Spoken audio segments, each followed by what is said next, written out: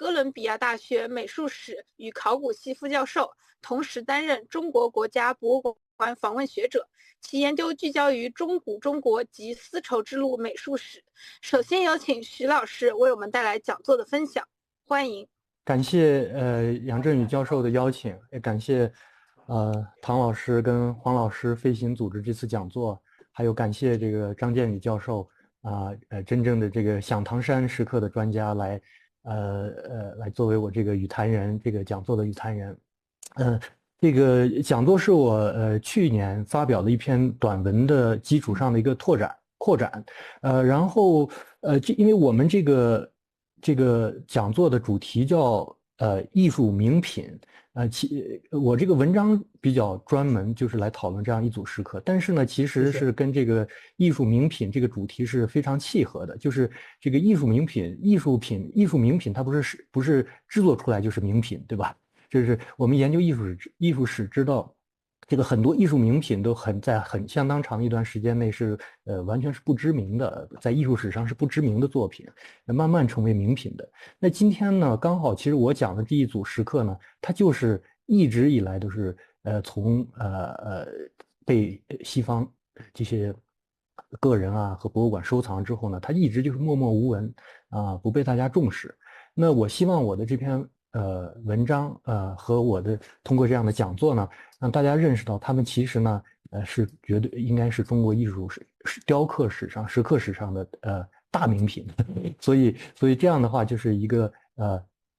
个时刻它成为名品的过程。我希望通过我的研究也能展现就是艺术史怎么生成经典和怎么生成这些经典之作的这样一个是我们作为一个研究者的一个重要的工作。好，这个就是这件大家能看到这个屏幕上啊，这件石刻呢，它就是现存于这个哥伦比亚大学。哥伦比亚大学它有几万件艺术品收藏，它其中有3000多件中国文物，但这些文物呢都是就是这个大家都知道这个人叫塞克勒阿瑟塞克勒，他在当年捐献给哥伦比亚几千件文物，他希望在哥伦比亚建一个以他名字命名的博物馆，就是这个像北大这个塞克勒博物馆一样。但后来呢，他这个计划没有实现，的话，他这个艺术品他就要回去了一半，但是还有一半就是他捐了6000多件，所以这还有一半呢3000多件就留在了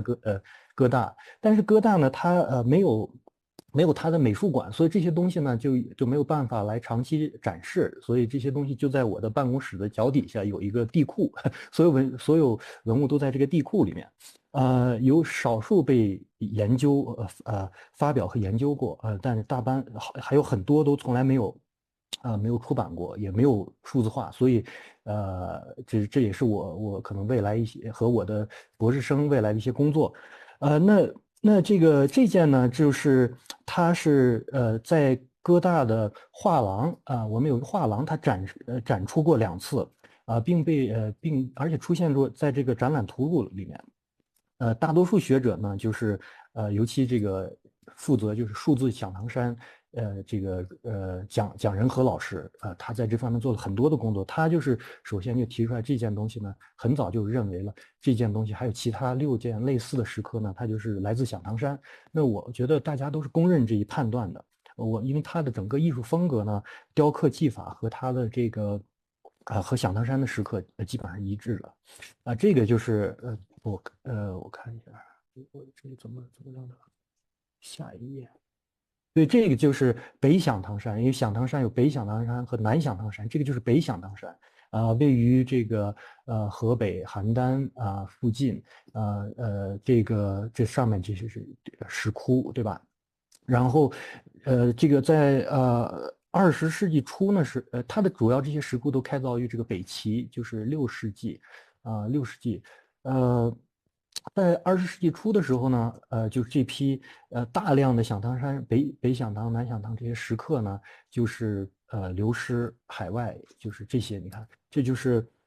这个就是由芝加哥大学东亚艺术中心蒋仁和老师和他的团队建立的这样一个网站，对吧？大家如果有兴趣可以去看一下。那我也有机会参与，在我读博期间呢，也有机会参与了这个网站的开发，做了一些非常小的工作。这些大多数呢，其实海外流失的这些时刻呢，流散的时刻呢，都已经被就是蒋老师和他的团队都识别出来了，而且都已经数字化，所以我们看到都可以在这上面都看到3维扫描、3D 扫描，对吧？它们图像和这些3D 扫描都是向公众开放的，有很多这是其中一部分。另外呢，在这个网站建成的当年，这个我们看这上面还有个展览，非常轰动的展览，也是由蒋老师来策划和巡回，在美国一个巡回展出。当时很多英国的食客呢也借了过来。所以这些作品呢，都绝对是被认为是中国古代石刻艺术的杰作、名品嘛，就是我们这个主题名品。所以他们就是这些很多石刻就是非常广泛的大家关注啊，然后研究啊，而且这些石刻呢，大部分都是在各自的博物馆里面，都是它的亚洲厅和中国厅的这样的一个亮点，都放在最显要的位置像这个应该是就是 V&A 美术馆，英国伦敦的，它应该都是在非常显著的位置。还有这件好像是在圣地亚哥美术馆我也去看过，都是在非常重要的位置。那这组呢，你看这个是哥大这件所属的这样的一组，对吧？一共有7件。这7件呢很有意思，就是很少有展出过，而且很少有学术研究关于他们的研究，所以这4件呢是目前收藏在这个英国和日本或者美国的具体的位置，有些藏家他也不愿意透露，但是这4件都是在私人的收藏里面我们可以看到他们这个都是这样一种像未寿其实也不是未寿了，这都是人面的这样的一些石刻，对吧？然后这一件呢是在丹佛美术馆，有很好的图片，它的网站上。那这一件呢是在克利夫兰美术馆。这个比较有意思，这就是我的文章发表之后呢，就是丹佛美术馆就把这件马上就是上线了，之前连线上的图片都没有，马上上线，然后把高清图片传上去。然后这件呢，也是我的文章去年1月份发表之后呢，他们克利夫兰的美术馆的中国艺术史策展人就做了一个中国古代艺术当中的妖魔鬼怪吧，就妖怪大概这样一个主题，立马就把它拿出来放在他的展览当中了。所以我觉得我也很高兴，就是通过这样一个工作，让这些不知名的石刻，这一组不知名的石刻成为艺术史的名品。那为什么他们会成为名品？就是我的讲座当中跟大家分享我这样一个成果。我看看，对，这一件就是大家可以看到，就是这个哥大收藏的这件。那你看我们看到这几件它的每件上面都是表现了这样一个未寿或者这样一个守护神的形象这个在这个基本上大家的蒋老师他们也都认为呢，这个就像在底座，他们把它认为是一个底座，作为一个支撑托举这个底座的这样的一个神兽，对吧？神兽这样的然后呢，它都这样的一种高浮雕的处理方式，然后这些神兽呢，它其实都结合了这些石刻呢石像，它都结合了这种大家可以看到它这种非常强壮的这种力士，这种裸露的这种肌肉感这种你看这种肌肉的表现，对吧？然后呢，他要把这种人体的这样一个形象呢，跟他的一个神怪的头像结合起来，就或者是一个这种像一个猛兽或者像这样的一个鬼怪，对吧？然后所以呢，他就表现了一种像这个，我就大概给大家看一看可能的这样的它的艺术来源，对吧？它就表现了这样一种混合的这样一种风格，很有意思。在当时的佛教和墓葬艺术当中，其实不是很常见，就这么有异域风格的，尤其就是这个就是这个身体的处理，对吧？首先呢，我们看它这个面相呢，好像就有点传统的这种一直可以追溯到商周这样的饕餮的形象，是吧？这是一个北朝时期的这样的一个兽面瓦当，其实它都可以追溯到这个早期的我们的这个西周、商周的这种饕餮传统。你看这个它的处理，这个脸很平面，其实它这个脸倒处理的很平面，这种对称形象，对吧？但是呢，有点像铺手啊，就这种。然后呢，但是呢，他这种，你看他这种蹲坐在这儿，这种肌肉男是吧？非常强烈的体积感啊，你就感觉他的处理很写实。这种灵感呢，应该是来自当时犍陀罗艺术当中的护法神的这样的一个形象，那还是可以追溯到西方艺术当中。就这个，如果大家了解北齐的艺术，就北齐是一个中国艺术史上非常重要的时代，就突然之间它就出现了非常多中亚和更西方的这样的一些艺术元素。当然一个很重要的原因，也是我这个会很快出版的一本专著，就关于粟特艺术专著里面跟一些来自中亚的粟特移民有关系，可能是这些人他们把这些异域的元素带到了中原来。所以这个在这个北齐，就突然我们可以看到这种非常直接、非常明显的联系啊。这个可以看到，都是在犍陀罗这收藏在这个克利夫兰美术馆的这样的一些，这个都是在佛教艺术当中的。当时犍陀罗地区的佛寺啊、石刻，它和佛陀的形象都是在一起的。但是它的这个如果复原的话，都是跟这个就是 Atlas 跟 Hercules 对吧？西方艺术，因为这个犍陀罗艺术它完全就是一种就是地中海文明跟佛教文明的一个融合的产物。这个我们不在这儿展开了，大家有兴趣可以自己去关注一下。现在国内有很多这个出版物。那它当然肯定它是有佛教的来源了，这个就是药叉形象。这个我跟张建宇教授讨论当中，我们也谈到过，聊过这个。张建宇教授也给我，他的著作当中也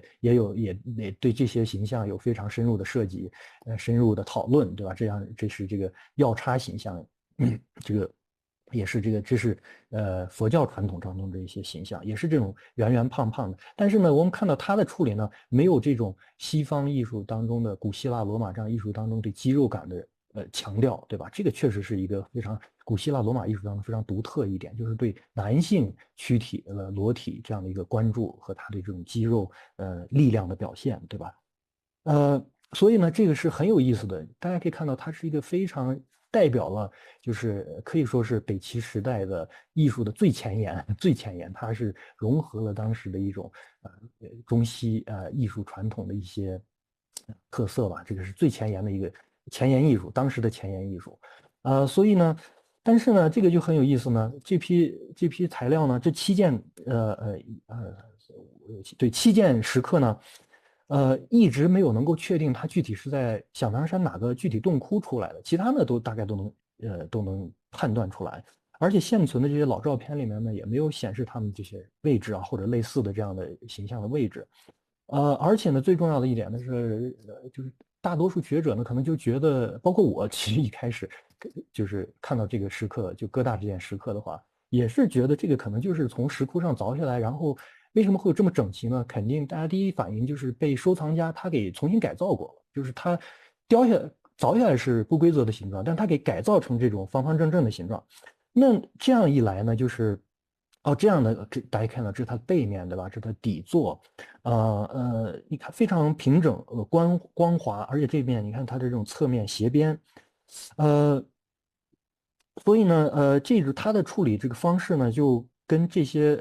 直接凿下来的不太一样。这种是直接凿下来的。那这些凿下来的这些造像呢，它们一般来讲呢，都有一些这种不规则的粗糙的表面呀，还有这种切割槽啊，对吧？所以这些原始的这种裂痕啊，这些可以帮助我们确定它们最初的这些位置，对吧？但是这几件一下，它就说是，如果是改造的话，这改造成这么方方正正的，所以说呢，这个可能之前大家都觉得这些东西被收藏家改造过，重新雕刻过。那你这种大家知道，如果在博物馆里面这个东西被现当代改造过的，这个东西就觉得不太对劲儿，对吧？所以大家都有顾虑，就是所以呢。这个丹佛克利夫兰博物馆呢，我觉得他们就是就从来没有把这些就这2件就放在他们的常设展里面。大家知道，如果是名品的话，一定会放在常设展里面，因为常设展里面是这个一个博物馆的最精华所在，对吧？他不把它放在常设展里呢，或者他就是偶尔很少拿出来展呢，就说这个他觉得这东西可能不太重要，所以这2件就一直放在他的库房里面，很少拿出来展出。所以大家不关注也是出于这个原因，包括我自己，我一开始也觉得这个东西可能价值不，就可能不是那么重要吧。但是后来呢，因为我这个反正近水楼台先得月吧，这个时刻就放在我这个我离得我很近嘛，我就没事就看它，然后看它之后呢，我就发现可能不是这样的。那说是这个，而且我的结论呢，就是可能他们是应该就是最早就是这个样子，就是它是6世纪时候制作出来的时候就是这样的，是原始设计的一部分，它的这种非常规则的形状和光滑的表面，它不是一个改造的结果。所以这个呢，就提出了一系列的问题，对吧？就如果这些石刻呢，它保留的最初设计的这样的一个形状呢，那它们作为一个整体是怎么一个情况，对吧？它最初在响堂山放在什么位置？那最重要的是，那它为什么它后面会处理的这么光滑，对吧？它打磨的这么规则，这些就比较有意思的问题了。所以要回答这些问题呢，我们先大概简单了解一下这个，就说是响堂山它的石刻呀，它其实有分为2种，就是流散出来的石刻分为2种，一种呢就是这种就是放在这个响堂山的石刻很有意思啊，它这个石窟里面的很多造像不是直接雕刻在石壁里面，石壁上的，它是雕刻其他地方雕刻好之后放进去，又放在这儿呢，就是独立的雕像。另一类呢是就是在雕刻在石壁上的，所以把它们拿出流散过程中就是有这种我们讲就是确实就被盗凿，对吧？它从这个石窟壁面上给凿下来了。所以这类呢，你看像这类就是大佛洞里面的一组这种坐佛呢菩萨像，它就是最初就放在这种壁龛里的，这些就是独立造像。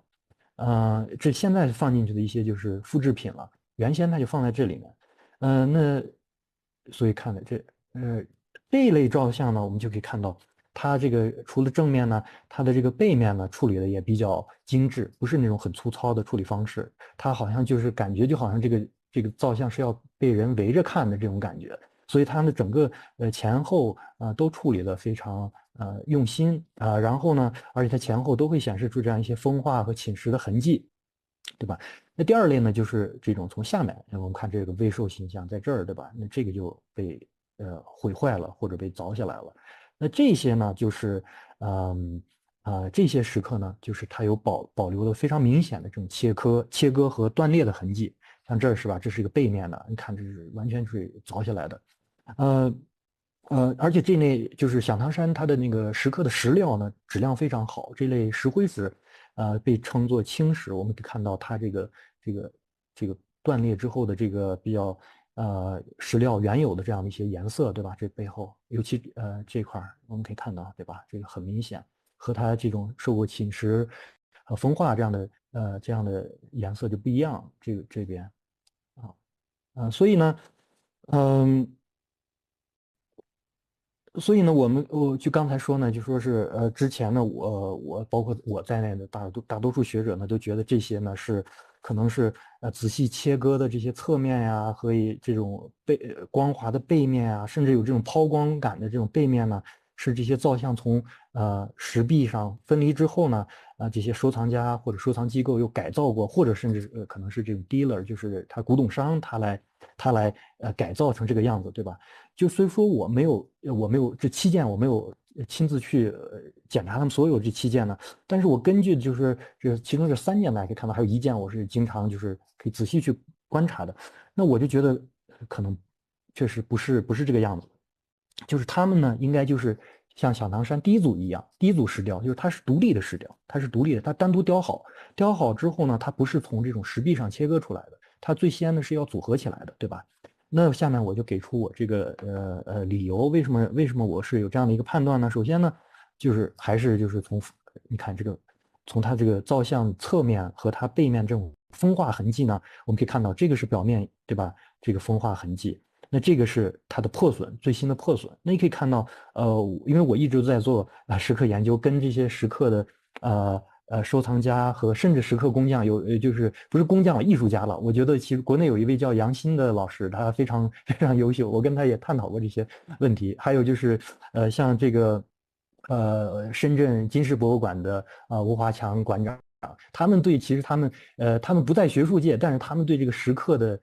这种它的风化过程啊，这雕刻的技术方面的知识是非常丰富的，所以我也向他们请教。我们可以看到呢，就是他们尤其他们非常关注就是这个石刻的它的这种真伪问题。这个问题其实涉及到很多关于石刻的它的技术性和我们理解它的这个历史这样的一些知识，对吧？那我们就可以看到它这边的它的这个石刻的风化、侵蚀啊和损坏啊，和它这部分就有形成一个反差。所以这类风化的一个结果呢，特别明显的一个结果呢，就是它表面呢会有这样一种白灰色的这种覆盖的层，对吧？这就讲收藏家和这个学者，也包括这个石刻艺术家，他们都会把这个叫做皮壳，对吧？这石刻的皮壳就像一个就像一个皮肤一样，新的皮肤一样，但有点像青铜器。我们青铜器讲那个铜锈，就 patina， 就是铜锈其实也是这个收藏审美过程的一部分了，对吧？那这个石刻它也会形成这样的一种皮壳，所以真正的如果说是去研究它这个石刻的历史啊，它的这个或真伪啊，我们都会很关注这个皮壳它的这个形成过程。那我们看到它这组石刻呢，它的完全是被这个侧面和背面，尤其这块都是完全是被这样皮壳覆盖的而且它跟正面还有都很一致，所以呢，我就觉得它的这个正面呢、侧面还有背面呢，应该是同时雕刻的啊，这是一方面证据，这只是一个证据。第二个证据呢，就是大家可以看到，它这所有7件石刻都是处理成这个样子。而且包括这种斜坡式的这种处理方式，对吧？这个就很有意思的。为什么处理成这样？你要一般的收藏家，或者就是如果他这个古董商他收到这个，他为什么要处理成这么奇特的这种形状，对吧？所以呢，他这个表明他这7件应该还是来自同一个地方啊，同一个地方。而且为什么7件呢？大家会说会不会还有其他的这个不为人知的这种石刻呢？不好说，但是我认为是不太可能了，因为我觉得蒋老师他的工作做得非常全面了，就基本上现存的能够跟响堂山联系上的石刻都被他和他的团队都给找到了，所以我觉得不太可能，也不小这样一件，对吧？对，不太可能还有，所以那第3点就是最关键的一点呢，我就发现其实这7件上面呢，有这种石刻上有这样中文的数字的标号。对吧？这就比较明显了。这几件，你看这几件，我用红色的标出来。这件是因为确实看不到实物，但我相信这块应该就是个2，对吧？这是1啊，2，这是3，这都看得比较清楚。这下面看不太清楚，那或者就不需要了，对吧？这因为1、2、3、4，那它有这个数字。这样的话呢，而且它是就像这个刻工啊，随手的就给把它刻上去，刻得非常随意。所以我觉得可能我刚看到这件石刻，包括大多数人可能看到它的时候，都是觉得它可能就是就这样，可能是一个工具刻痕，不太会注意。但因为我也还是讲我没事我就去看它，我发现哎，这个可能不是那个刀的随意的刻痕，而是确实是数字。然后但我一对刚好。是1、2、3这样的话，它是一个分组，而且你看它都刻在这个位置，所以这样的话都是感觉好像去帮助它来组合这7件石刻的这样一个功能。所以呢，综上所述呢，我就觉得呢，这7件造像呢是一组，对吧？是一组独立的可以移动的这样的一组石刻。那有了这样一个结论之后呢，我们下面就要讨论它的功能和原始位置了，对吧？那我要把它视为这样一组的话呢，我第一印象就是呢，他们这应该是嵌在一个更大的建筑或者结构当中的，就是它可以称为这种镶嵌式石刻、镶嵌式造像，对吧？这个也在中国石刻传统上也是有这样一个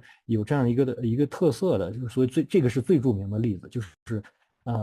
唐代了，比较晚那么2个世纪，就是武则天时期造的这种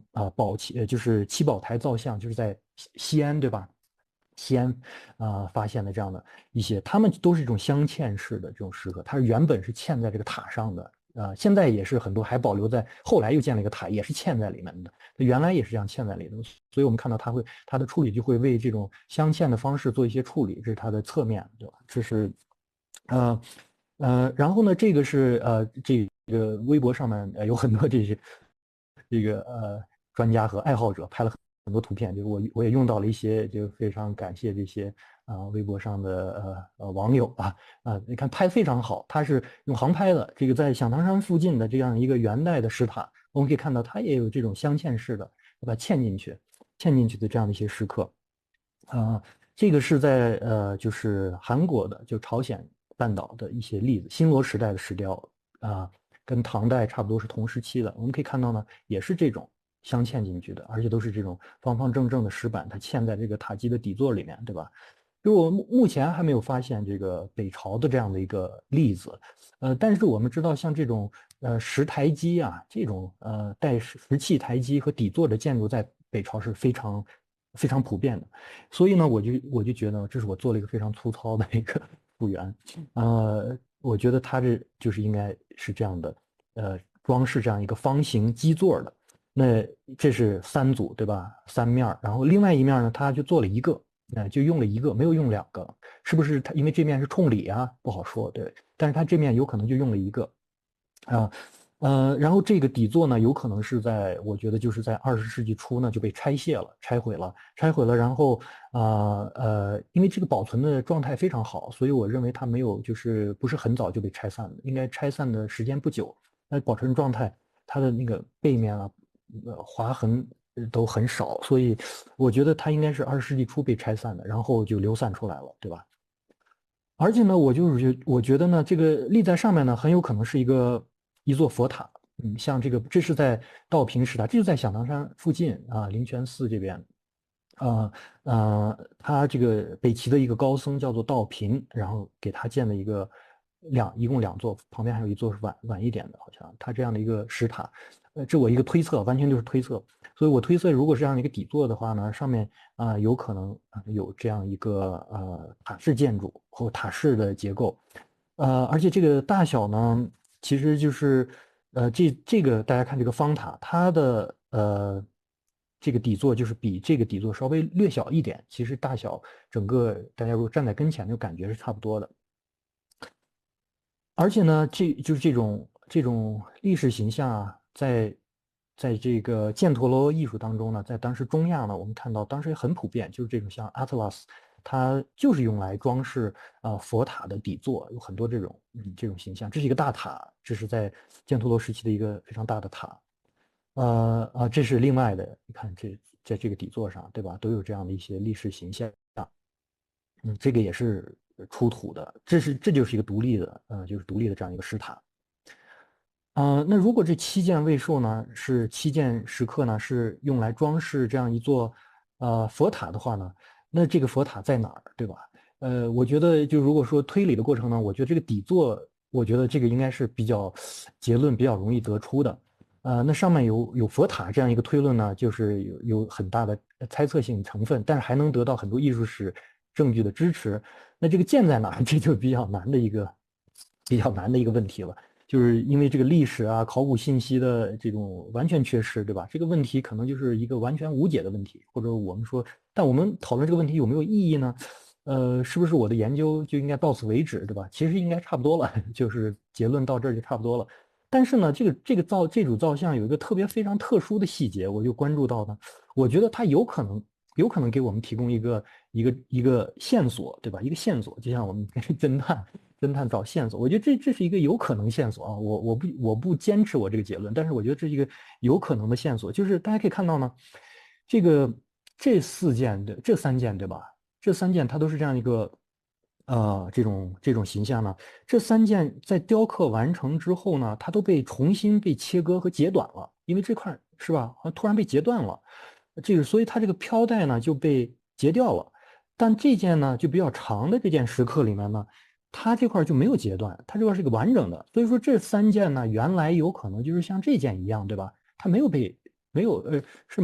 截短的，但这件都被截短了。那就说它这种这三件被截短的造像，它原来呢可能是应该是不是也是这个样子的？如果是这种情况呢，就会有一个情况，就会有一个这种推测呢，就是如果它都是这种长短都是按照这个完整的这件来做的话，它就大概这个实作呢会有超过114厘米这样的，因为它每件大概我们知道，你就算嘛，它这件的长度我们都知道。然后呢，它两件加在一起，然后它会再添加一些边角，对吧？这样的一个长度，它会超过这个114厘米。那它截断之后呢，就是如果把它这块截断，截断之后变成这个样子呢，它每边的话至少减少了38厘米，这个是精确的，因为我们可以这两件一对比，它减少了38厘米。那这种改动就很有意思了，它这种改动似乎就是和佛塔这个尺寸有关系，对吧？而且这种改动应该是出乎意料的，就他没有想到他之后要改动，所以他会把这个画面都已经破坏掉了，对吧？他把这个造像的这个图像的完整性都给破坏掉了。那我们考虑呢，就是会有什么样的情况导致这种改动，对吧？那如果这种缩小这种38厘米，那要是在室外的话，或者一个空旷的一个场所，这38厘米大家知道它无足轻重，对吧？也多这38厘米，少这38厘米也没什么关系。你如果放在一个空地上面，但是呢，我们想，如果这个塔这个底座啊，这个包括上面的这个塔，如果放在一个封闭的空间里面，那这个截短的原因就比较可以理解了，对吧？那就是肯定就是尺寸一开始算错了，他是造好之后想放到这个空间里面去，但是后来他发现这个放不进去了，对吧？那他就只能把它截短，截短之后呢，然后再把它放进去。也就是说，他最初设计的这个佛塔呢，就有点太宽了，所以呢，他就必须得缩短尺寸再把它放进去。那这样的话，我们就知道有可能造成这种情况呢。如果在响堂山的话，就会发现呢，有可能造成这种情况呢，可能就是有这么一个地方，这个大家研究响堂山的都知道，响堂山就是北洞，就是大佛洞上面呢，就是有这样一个隐藏在这个中心柱上方的这样一个空间，一个空穴。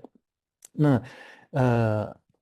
这个空穴是这里面这个考古学家进去拍的一个照片，不是很清楚。这样一个空穴呢，包括最近出的报告也给出了尺寸，对吧？它这个尺寸呢，我的这个尺寸不太精确，因为我又对了，我这个尺寸是李玉群老师他得出来的尺寸，它长将近4米，宽133厘米，高是166厘米，对吧？最近出的报告里面那个尺寸好像稍有差异，但是不会对我这个结论有影响，就是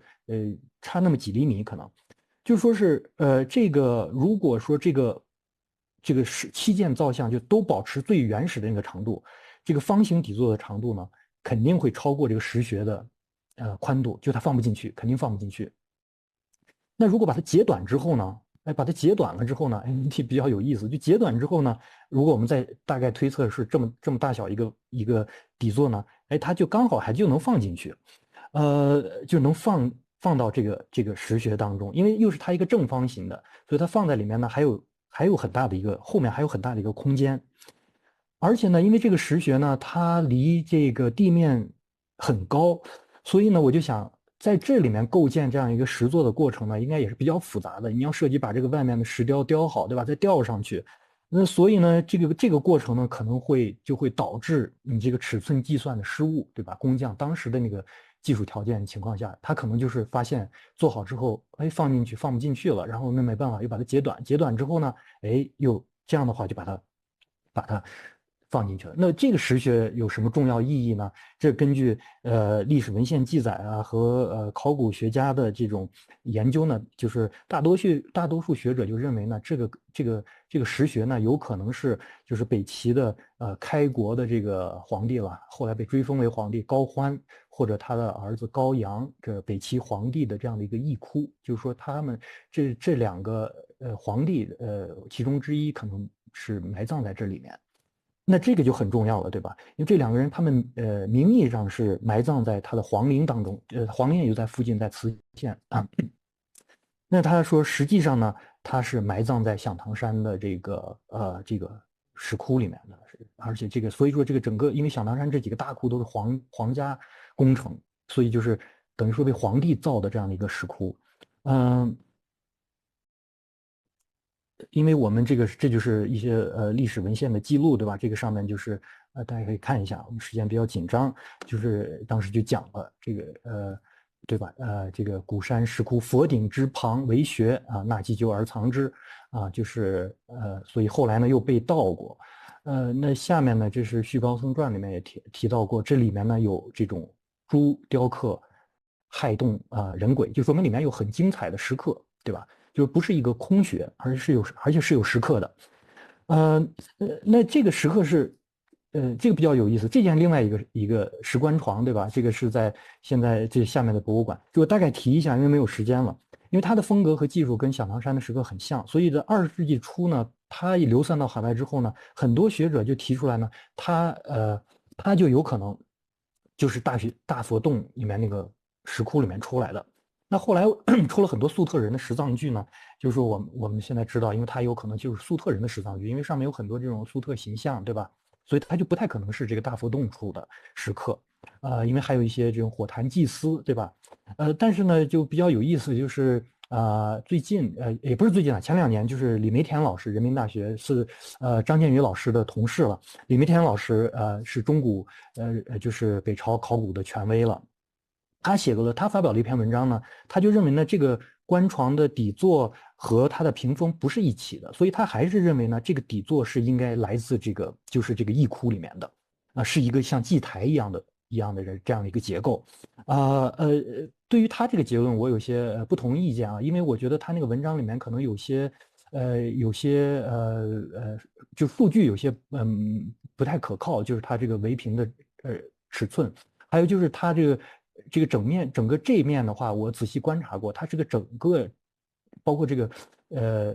阙啊和它下面底座都有非常严重的烧痕，这个跟粟特人他的一个丧葬传统是有关系的，就他在墓里面会有一些火的仪式，跟火有关系的仪式，所以可以说这组作为一个整体是没有问题的。那作为一个整体，这个就不可能是来自缨窟的，对吧？但是呢，我觉得李梅田老师的文章有个非常重要的一个观点，就是李梅田老师的文章，他继承了之前有很多学者这样的一些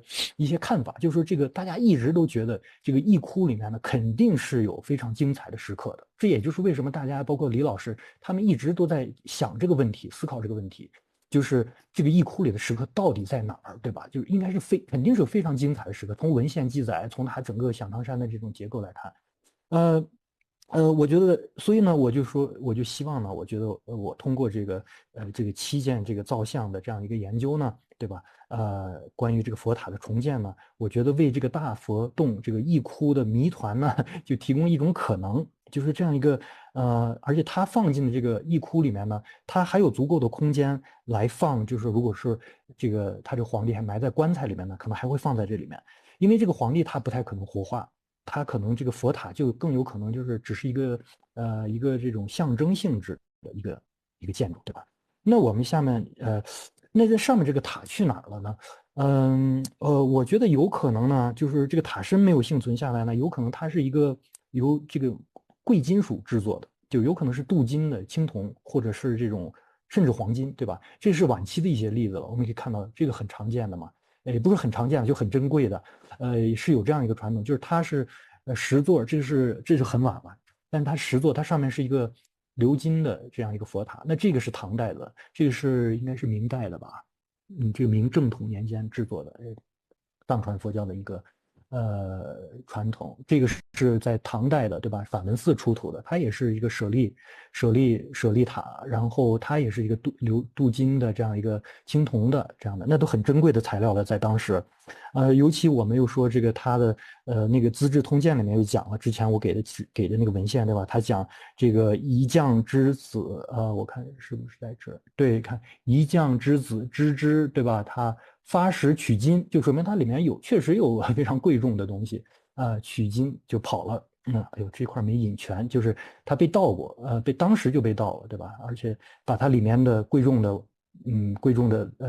陪葬品都已经偷走了，所以我觉得会有一种可能，就是上面这个是用金属制作的，所以这个就被盗了，没有塔身就没有幸存下来。那如果说它是，而且另外呢，如果这组石刻是为皇帝制作的呢，这个就我们就比较容易能够理解为什么它这个加工的这么精致了，对吧？比如说这个背面这种非常这种沼平这种抛光啊，非常平整光滑啊，几乎无法辨认出来这种凿痕，对吧？所以在机器工具出现之前呢，这么精湛的工艺，它需要耗费非常大的工匠的这种精力和时间的，所以这种处理方式并不常见，在这个佛教造像里面并不常见。但是呢，它在木质当中其实是比较常见的。这个是上官婉儿的木质，唐代的，对吧？大家可以看到它的处理就是这个样子。这个是比较有名了，这是皇帝的木质，这是同时期的北周武帝他的木质盖儿，大家可以看到这个，如果仔细去看的话，其实它的处理方式跟这个七件未受造像的背面的处理方式就是真的是一致的，而且它的所以说呢，就有可能呢，就是负责皇室木质这样的一些工匠，他来参与了这个造像这种造像的制作，对吧？他把这个他至少他可以处理成这个样子嘛，然后你再雕刻，再有时间再去雕刻这个形象，但是它本身把它处理成了这种非常光滑的这样一种石材的处理，甚至呢，你看我们可以看到它这种带这种斜坡这种感觉是吧？跟这后面也是一致的，也是木质的一个特征。那我就是接下来还有看看还有15分钟，我就大概引申一下，就是这7件造像的意义。就是说，如果这样一座小佛塔出现在这个义窟当中，对吧？高欢或者高阳出现在他们的义窟当中，那这其实是一个非常合适的选择，对于他们当时的这种历史背景来看，因为很多学者已经指出来了，就是响堂山的主要石窟呢，它的设计的理念就是佛塔，它这个正面现在都损毁了，但是它整个如果复原出来呢，它的正面呢就是一个佛塔的形式，类似于一个佛塔的立面。它的内部也是这种小的佛龛，也是处理成这样一个佛塔的这样一种浮雕形式，对吧？像这样一样所以他说石窟内部也是遍布浮雕佛塔。那这些佛塔呢，它其实那如果说我的结论成立的话，就等于说它的立面是个佛塔，里面还是佛塔，然后它的这个中心柱里面又出了一个佛塔，对吧？这是塔中塔中塔，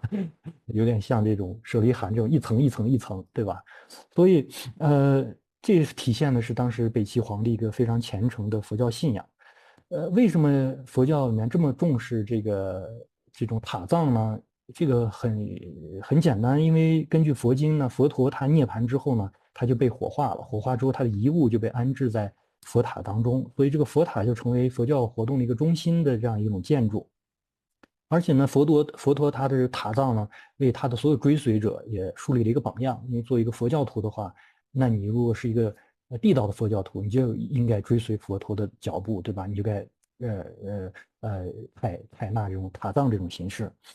这个就是敦煌257窟这样的一个叙事画里面这个场景，对吧？这个是北魏时期的就是沙弥守戒自杀品这样的一个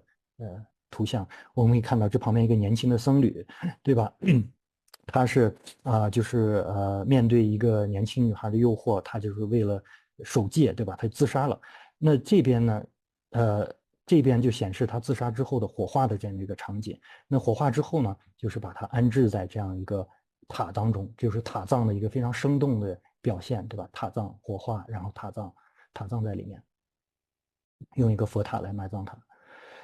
那我们知道这个中原传统就不太一样了，这个我们可以这个下面《孝经》就讲了，对吧？中原的所以这个佛教传入中国之后，佛教这种塔葬火化这种丧葬习俗就跟本土的葬俗就产生了非常激烈的冲突，尤其是跟这个我们这个儒家的关于死亡就是葬仪和这种生死观念都产生非常强烈的冲突。因为按照这个《孝经》当时就是你要作为一个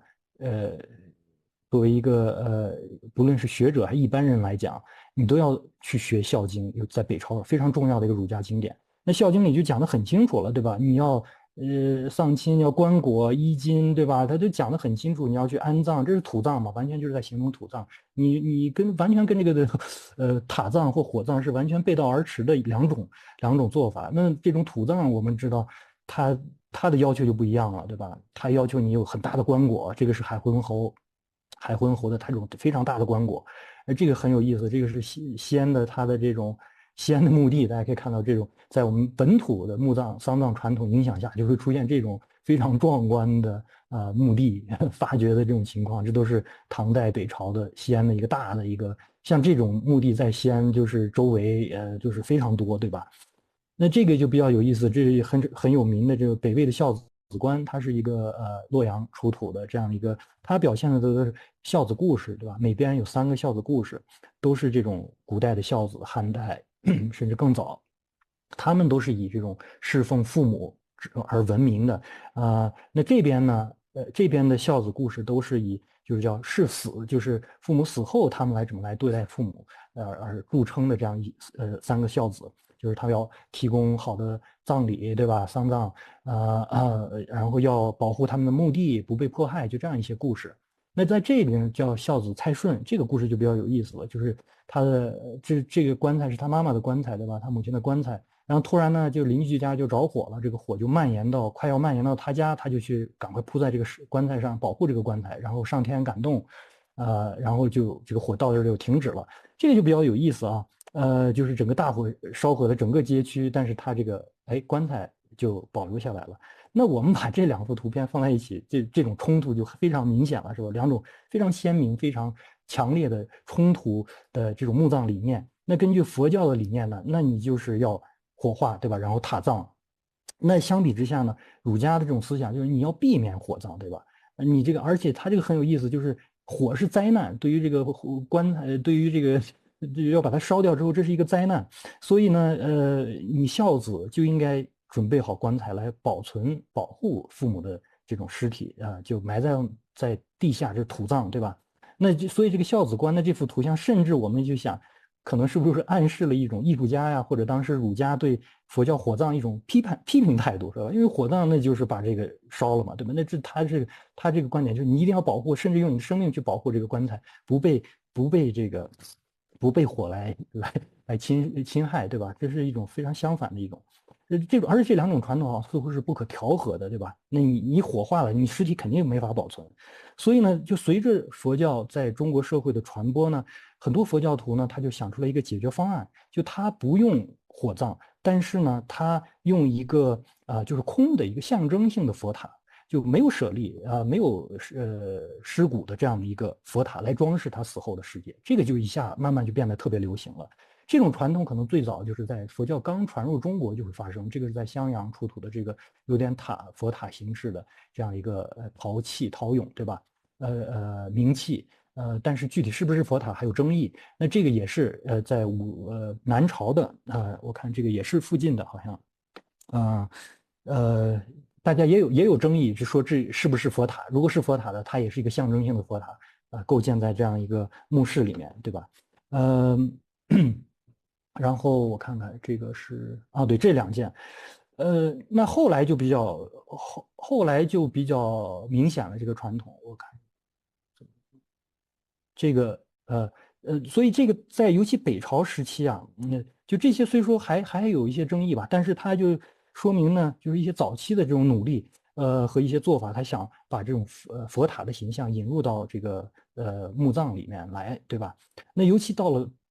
6世纪北朝时期，那塔简直是就是无所不在了。这个是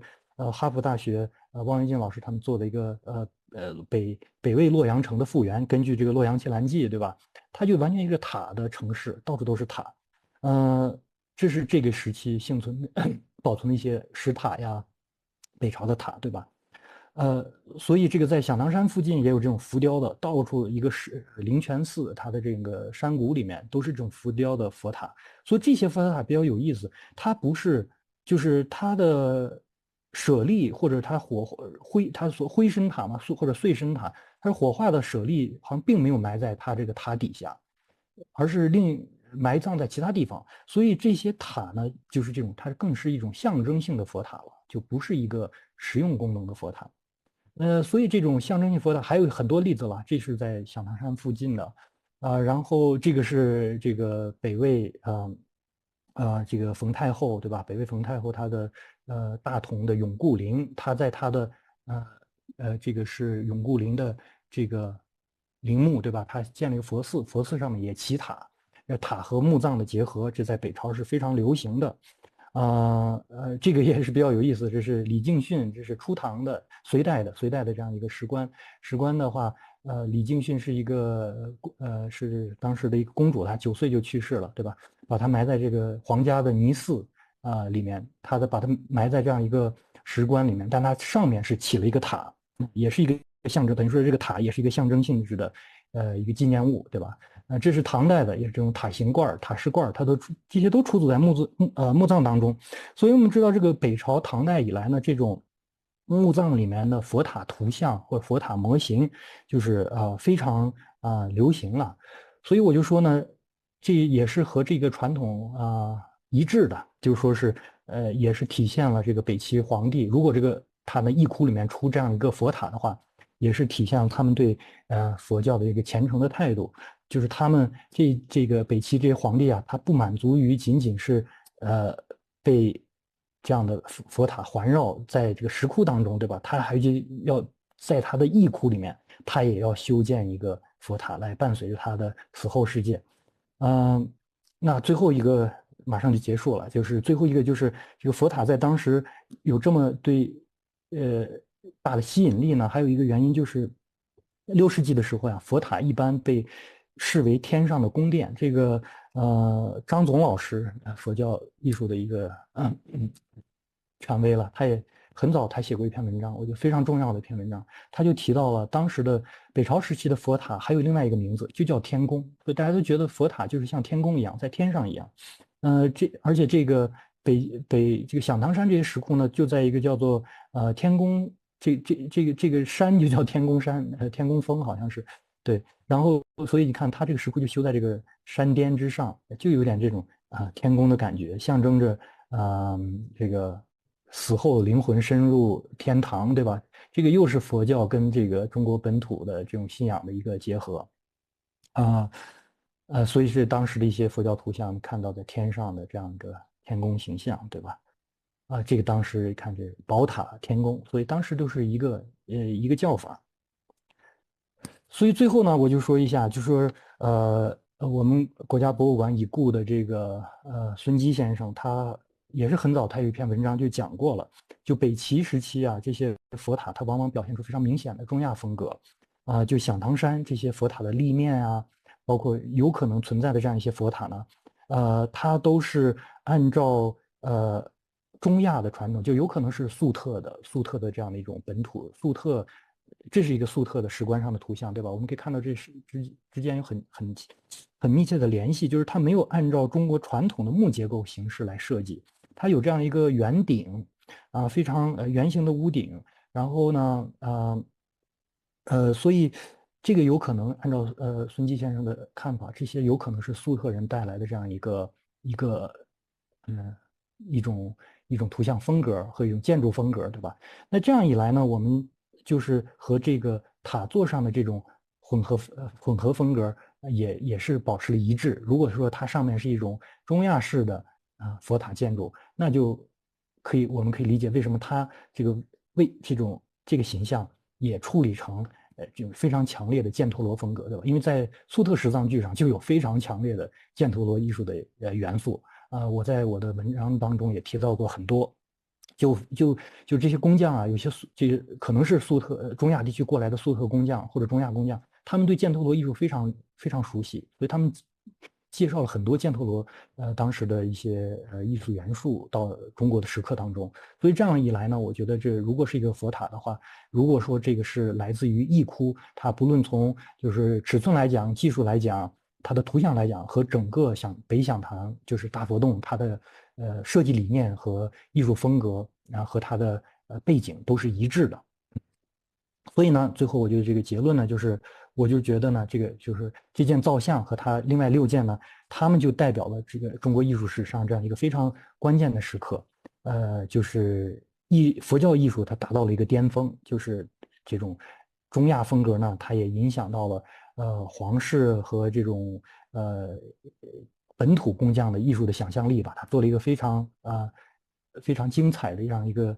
结合。那这种结合方式呢，其实就是我们要知道，隋唐艺术就是来自于这儿嘛。隋唐佛教艺术它的这种国际化的风格就是来自于这儿。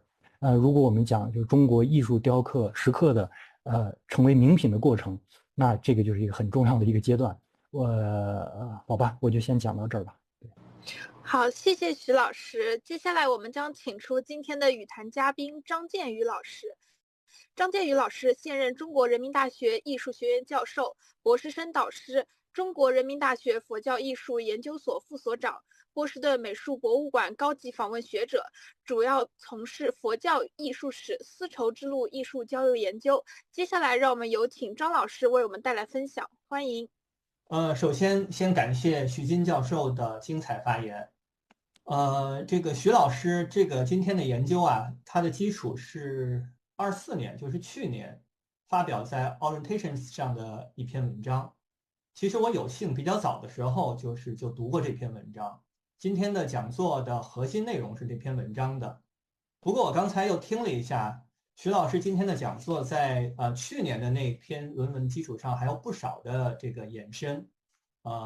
补充深入。所以我觉得今天首先感谢徐老师的讲座了，对于我是一个新的学习。其次呢，感谢主办方邀请我。邀请我做语坛人呢，我最初的想法啊是有一个近距离能够交流学习的机会。一般的语坛呢，一般可能发言10分钟到20分钟，然后再首先提1-2个问题，就是有一个首先请益的机会。不过这个设计后来我才知道，它要求语坛人讲的时间得稍长一点，它的设计应该是半个小时到45分钟。那我就只能准备了一个 PPT。我自己先开一个玩笑啊，我刚准备这个语坛的过程中啊，我最初的设想就好像说相声似的，是一个一头沉的相声。我的角色主要是个捧哏的，说的不用太多。后来发现他这个相声的设计类型啊，是一个子母哏的相声。我需要讲的时间比我预想的要长那我就准备了一个 PPT。我的讲的那个内容呢，其实是更基础的。我在前面讲似乎反而更合适，就是给这个徐老师预热一下。也就是说啊，响堂山，我理解的响堂山的基本情况，以及响堂山石窟研究的主要的学术意义。这方面呢，我总结了6个方面的意义，其中有3个方面跟今天徐老师的那个讲座是有直接关系的。我想我这个3个方面讲的相对细致一点，跟徐老师是一个交流的过程。另外3个方面呢，会讲的快一些，就相当于是一个简单的互补吧。比如刻经啊，他今天没有特别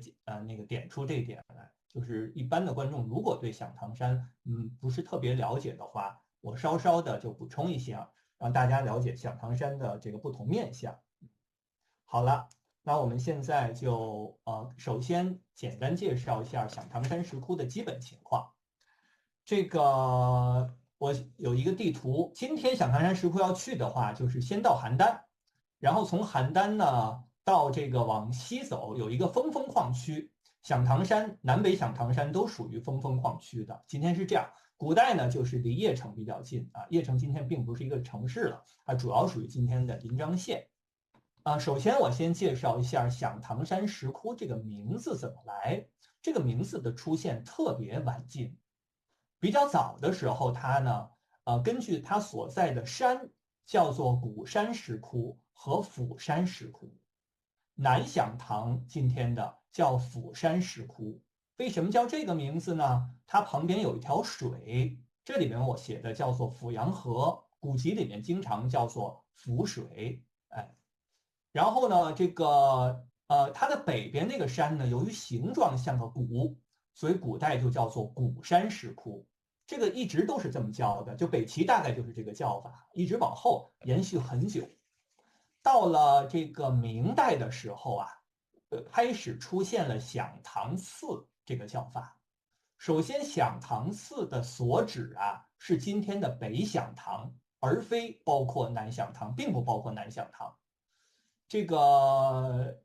是明朝叫响堂寺，也并不叫响堂山。后来什么时候出现响堂山的，我还不能彻底确定，但是可以这么说，响堂山这个名字的流行是到20世纪了。即便不是日本人最早叫，可能这个日本人把它的名字就定成了响堂山，也是起到重要作用的。比如说早期一点的关野真、长盘大定，然后再稍晚一点的水野晴一、长广敏雄，后来就固定到叫响堂山了。所以鼓山、釜山是更早的名字。这个响堂寺是明朝出现的，响堂山石窟特别，并且又分了南北。至少流行是在20世纪，大概是这样。今天的响堂山除了南北之外呢，还有一个水玉寺啊，这个地方不开放。南北响堂是开放的。为什么这个两个地方特别重要？我再提出一个概念啊，大家如果对山西熟，或者对太行山熟，就知道太行八行，就是说穿越太行山呢，有8个通道，叫太行八行，从北到南。其中的这个南3行呢，是从太行往南到河南，北3行呢是这个就是平行于，就是出了太行山，从山西到了河北的北部或者北京，中间有2行，8行嘛，南行这个南3北3去掉6个，中间就剩2个了。2个呢平行于这个河北中部的，今天还叫名字，就叫井行。还有一个平行于河北南部的，就叫做浮口行，阜阳河的阜，就由于叫浮水，它出来就是浮水了啊，叫浮口行。这条路啊，这个通道啊，是古代的邺城通往北齐第2大重要城市晋阳，就是今天太原的必经之路。所以这个响堂山今天这个位置，对于北齐不仅离首都近，而且非常重要。它第1大城市到第2大城市中间的必经之路啊，包括这个通向上党也是必须走这条路的。这个首先从地理的角度稍说一下，关于这个地理，其实古人说的非常清楚。比如大家读清朝的顾祖禹的这个《读史方舆纪要》啊，对这个地方的山水历史说的很清楚了。我在这儿稍稍的介绍一下，因为有些朋友可能没有去过这儿。我想说的6个方面的意义啊，今天花的时间最多的，也是跟徐老师的讲座关联最密切的是第1个方面的意义，就是佛教石窟跟政治有什么关联？这个南北响堂跟政治都有很密切的关联，其中呢，北响堂主要关联的是北齐皇室，南响堂最大的资助者、赞助者啊是北齐的丞相，在这里面我就专指北响堂了，所以我就用这个佛窟彰显皇权来说明。说到这儿呢，我们还是首先从学术史上来说一下，如何整体的认识中国石窟寺。中国的石窟有非常多，怎么能够提纲挈领的把最重要的石窟抓出来？我觉得这里面我通常觉得就说啊，有2个主要的脉络，一个是从丝绸之路这条线上，从中外文化交流的角度来梳理石窟的主要石窟的脉络。比如敦煌、克孜尔就在这条线上是特别重要的例子。还有一个特别重要的一条线呢，就是皇家石窟。中国学者也好，比如素白先生，日本学者也好，他们在研究中国石窟，其实首先抓住的就是这条线。中国的因为皇家石窟它有最充足的这个资金赞助，有最好的工匠集团，有高僧指导等等的，他们往往是那些就是会影响力更大。关于这一点呢，日本学者抓得非常准，就是京都大学的石窟调查队以水野跟长广敏雄2位先生为代表，他们对中国的3个这个石窟的调查，恰恰就抓住了皇家石窟的发展线。他们就是云冈石窟、龙门石窟、这个响堂山石窟，而响堂山今天的知名度不及云冈跟龙门，我在普遍意义上其实是有点被低估了。在这里面可能有很多原因，比如说它破坏的很严重啊，但是我觉得还是被很大程度上低估了它的重要性。那么水野跟长广他们在调查中国石窟上来第1个去的就是响堂山，是1936年的4月份初，他在响堂山调查了7天的时间，然后快速的出版了一本响堂山石窟的调查报告。1937年就转过年来就出版了。然后调查完响堂山，他们去调查龙门，龙门调查了6天，然后呢花了几年这个完成龙门石窟调查报告，大概是41年吧，还是42年发表的这个龙门石窟的调查报告，应该是41年。然后在38年一直到二战结束，他们在持续的调查云冈石窟，然后在50年代系统出版。基本上它时间是从后到前嘛，但如果把它翻过来的话，就是中国皇家石窟的一条主线：云冈、龙门、响堂山。他们抓得非常准，而且很早就发现了响堂山跟北齐皇室之间的关系。这里面的北洞就是刚才徐金教授讲的大佛洞啊。这个是我们从学术史上说一下。然后关于这个北响堂跟北齐皇室的关系，我们有很多关联。首先看一下文献证据，第一个是田野史料，这个北响堂下的有一个长乐寺，今天还有遗址，有一些像。长乐寺里面保存了一个金代的碑，特别珍贵。这个金碑啊，就明确说文宣是北齐的开国皇帝高阳，就经常从邺城到晋阳，就是从北齐的第一大城市到第二大城市，就经过了这个釜山嘛，釜山跟鼓山，然后在这儿在鼓山那个地方开窟，开了3个窟啊，南洞、北洞、这个中洞、北洞啊，北洞就是刚才说的大佛洞，南洞叫克经洞啊，中洞叫释迦洞。刚才我讲了太行八行了，就这个地方的从这个历史地理的重要性，这个是田野史料，就在响堂山下面，北响堂下面，今天还保存这个碑。然后呢，第二个方面的证据呢，其实就是来自于这个洞窟本身。这是刚才徐教授仔细讲的这座洞窟。这座洞窟啊，体量非常大，如果去过就知道，照片也能够显现，去了会更惊讶的。基本上它是一个方形，长宽高大概都是12米上下。这个如果了解中国石窟，会发现中国石窟在不同石质的山体上开凿的难度系数差别特别大。新疆、河西地区的石质不好，开窟相对就容易。当然，它做石雕不太可能，除非大象，然后就做彩塑画壁画了。到了东部地区，石质好一些了，就会做石雕的这种石窟了。但是云冈石窟先建起来的，它是砂岩，相对好开得多。然后北魏迁都之后呢，大家如果读这个《魏书释老志》，会发现，按照云冈的经验，开这个龙门石窟啊，那斩山太高，体量啊，按那个体量，因为龙门那个地方石质很硬，它容易做的很精致，但是开窟很费劲儿。所以它必须得改变工程量，这个缩小尺寸。读背书释老志说的非常清楚。而这个邺城地区的石窟，南北响堂山的石质是近于龙门而远于这个大同的，它石质也很细，雕出来的石雕容易很绵细，但是费工费时，所以它这个体量啊，你要跟这个石质也结合起来考虑。这个是一条石质好，体量大。再一条呢，它是有完整设计的。这个完整设计从内到外，刚才徐教授也明显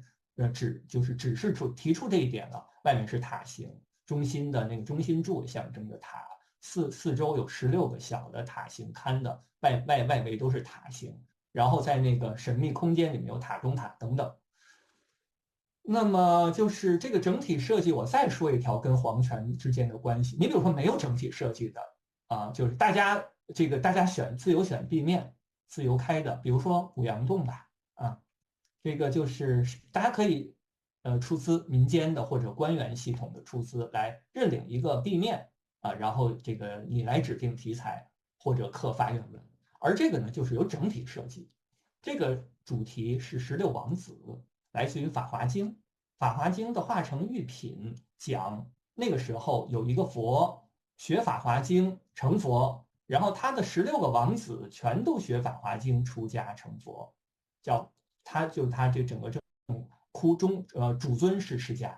然后说《法华经》的经主，然后呢在4壁上一共开了16个龛，里面有16个佛像，就是16王子成佛的这个主题，来自于《法华经》。其实这个经典的这个故事就是明确的政治和佛教有密切关系的。这种同构性啊，其实跟北齐皇室信奉佛教，我觉得是有密切关系。顺便一提啊，日本学者长广跟水野调查这个南北响堂时间太快了，所以他把这个大佛洞的平面图啊，16个龛呢，它画成14个龛了。侧面各有5个龛，它各有6个龛，它画成5个龛了。这是一个那本书的一个明显的错误啊，但是它这个题材倒是分辨对了。这个是第二个，就整体设计说明佛教石窟和政治之间的关联性。再来呢，就是文献告诉我们它们之间的关联性。这2个文献刚才徐老师都这个讲了，我也不细说了。就这里面不仅说了这个窟跟北齐皇室有关系，而且还特别说了它是作为义窟而出现的。顺便提及一下呢，就是关于这个初唐道宣律师的《续高僧传》里面的这条史料说呀，那些雕刻这个亥洞人鬼，就是很有表现力的那些雕像啊，怎么理解？此前的学者把这些撼动人鬼的雕像啊，这个解释成了整个洞窟，就是整个这座大佛洞里面的雕像，比如说底下的卫兽啊等等的。而刚才这个徐老师的介绍，他把它限定到了那个塔的基座的那些雕像啊，这个是他的理解跟此前学者不太一样的。刚才说的是历史文献，前面提了2条，后面呢我想说2个这个争论性的议题啊，先在这页来说吧。第一页的争论性的议题呢，就是它是否是高欢的义窟，或者高阳啊。这个高阳是第一个北齐的皇帝，然后他追认他的父亲嘛，就是在北齐建立前3年去世的高欢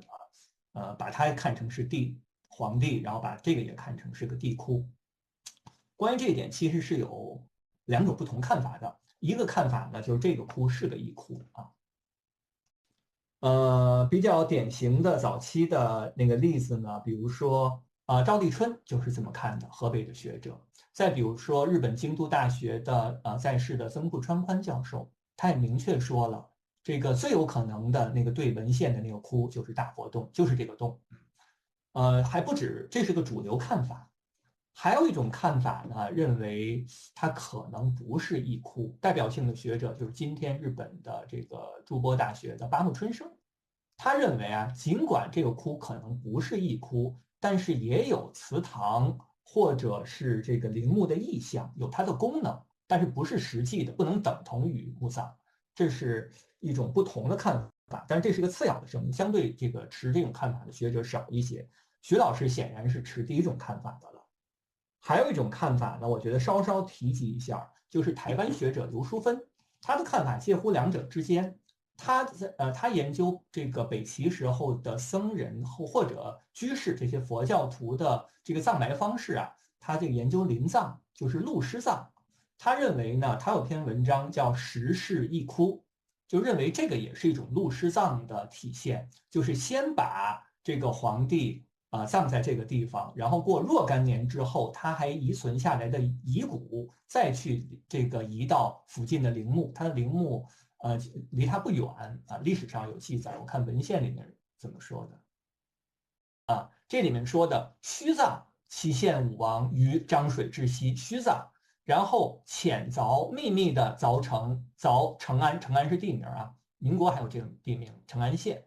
古山石窟，佛寺之旁为穴就是按照刘淑芬老师的看法，就是先在这个北响堂葬。然后过一段时期，把它剩余下来的遗骨再真正的这个移葬到那个陵墓里面去我觉得这个看法大家也可以考虑一下，因为它整个的在这个考虑北朝到隋朝前后的高僧是如何，以及佛教的居士是如何葬的，佛教的葬俗但是总之，关于它是否是这个义窟这点是有一定争论的。主流看法是，徐老师也是持这个看法。另外一个看法呢，就是那个我如果不认为它是义窟的话，我先用一个中性概念，隐秘空间就是在一个藏得很好的上面的一个隐秘空间里面，它藏的是什么？这个此前有学者认为，就是类似于这样的石棺床比如说赵立春在他的这个响堂山石窟艺术里面就指出了这个石棺床。这个石棺床这是它的前档。我第一次见大概是18年还是19年，在大都会见到的，跟徐老师一起在大都会还看过，我们也还讨论过这件东西。后来就是美国把这件东西归还中国了嘛，所以现在前一段好像在故宫也展出过了。总之啊，我自己认为不可能是这件藏具啊，这件藏具应该还是一个在华粟特人的藏具啊，不应该是皇帝义藏的这个的藏具啊。我倒觉得塔的可能性比较大，不过今天徐老师的讲座确实给了我们一个新的选项啊。好，刚才第一个方面的意义就主要是说的石窟与政治之间的关系，那第二个方面的意义呢，就是北齐造像风格的典范。我这个整个是说南北响堂山石窟了。关于这一点的看法其实非常一致。这个从早期的学者，比如说水野清一、长广敏雄，他们在37年的考古报告，到60年代的一个著名的美国学者索普Alexander Soper，在大概1966年发表的一篇长文章，研究响堂山石窟艺术的文章。以及比如说90年代的京都大学的曾部川宽的研究，都很确定地说出来，响堂山石窟在中国佛教艺术史上是承前启后的。它在一定程度上继承了北魏以龙门为代表的北魏造像的风格，同时开启了唐代风格，它具有很强的过渡性。我也完全同意这个看法。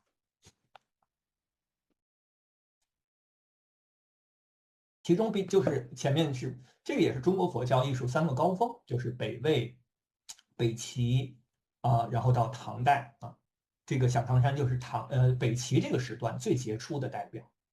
顺便再说一下呢，就是说这个中国早期佛教艺术啊，我们可以从3个阶段来理解它。它有一个学习的变化过程，心态的变化过程，也是个学习的过程。第一个阶段就是云冈石窟第1期以及更早的时候，可能最早能到汉吧。中国是否有存在汉代的造像？那个时代的有争论嘛？有的认为是有东汉时期，有人认为没有，有争论。但是再往后就是三国时期，然后西晋时期，16国到北魏初期啊，或者甚至到北魏中期吧，汉化改革之前的这个阶段，我觉得中国的心态主要像小学生一样，比较忠实的学习外来的佛教艺术，主要学习对象是以犍陀罗为主。这个虽然也本土化，但是更多的、更主要的面向是忠实的学习，这是第一个阶段。第二个阶段呢，就是本土化了，以北魏汉化改革为代表性，至少对于北朝是这个样子，就是展现自己的独特风貌，以我们常说的绣骨清像啊、包衣博带啊为代表。然后到了第3个阶段，北朝晚期，就是特别是北齐这个时期，国际化，他放弃了完全本土化的这个走向价值取向，保留了一些本土化的因素，同时积极吸取当时比较新的国际上的这个艺术风格。我用国际化这个词，这种学习的倾向，从北朝晚期，北齐就是个高峰，一直到盛唐。安史之乱之后，中国人的心态整个都变了，但是至少到盛唐的时候，国际化都是他们的一个主流。关于这点，我想一会儿还会单独说一下，在这儿我只说造像风格。那国际化的整个最重要的学习对象是什么？就是印度的笈多王朝的风格。笈多造像有不同的流派，其实我们在不只是响堂山石窟，包括青州造像啊、定州曲阳修德寺啊，乃至邺城的那批这个出土的那批造像啊，包括响堂山石窟都有这样的价值取向。可以联系当时的萨尔纳特派或者是摩吐罗流派啊。更重视体积，弱化衣纹。早期如果说特别强调衣纹、绣骨倾向的话，那这个时候人更丰腴起来，立体化更为有机了啊。关于这点，艺术史家介绍很多，我不特别花时间细说了，就说一个标志性的特点啊，低垂二目，整个是一种就是冥想的样式，也不是完全闭着眼，但是不像以前更多的是睁眼的表现，低垂二目，冥想，内敛。这种风格从北朝晚期、北齐到唐朝，甚至一直到当代造像，而这个的这个流行的源头是印度极多王朝的造像，包括还有什么罗发等等的很多细节，我在这只说了这个低垂二目这个特点。刚才是 V&A 就维多利亚跟阿尔伯特博物馆藏的一个佛像，然后这个是维多利亚跟阿尔伯特的一个菩萨像，两个都体现这个特点。这两个像长在一块儿，特别在博物馆里面很惊艳，很漂亮。这是我们熟知的，它就是从笈多王朝，然后北齐时候开始在中国普遍流行，一直传到今天的这个样子。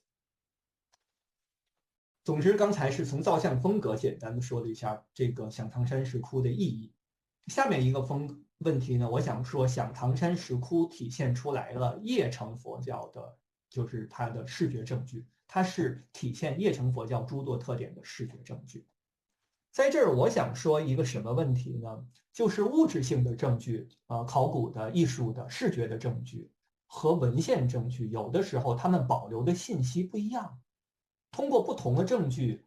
推论出来的结论，有的时候可以互证，就大家是类似的、一样的；有的时候不一样，可以互补，而后者更为珍贵。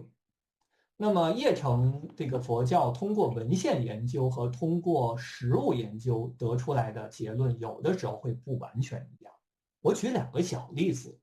一个例子呢是过去关于中国早期从汉一直到南北朝佛教史，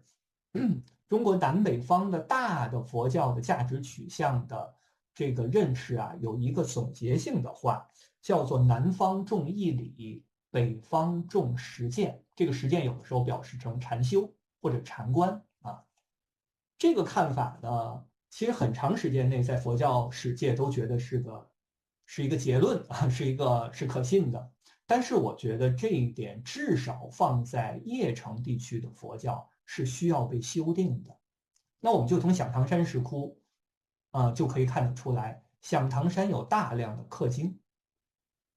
这个明确说明，其实这个义理义学僧就是讲哲学的、讲道理的，不只是讲实修的啊，在这个邺城地区是很流行的。当然，关于这一点，刻经是响堂山的一个大的特点。我最后单独有一个小点会说这个问题。下面再说一个问题，讲一个高僧叫僧璨。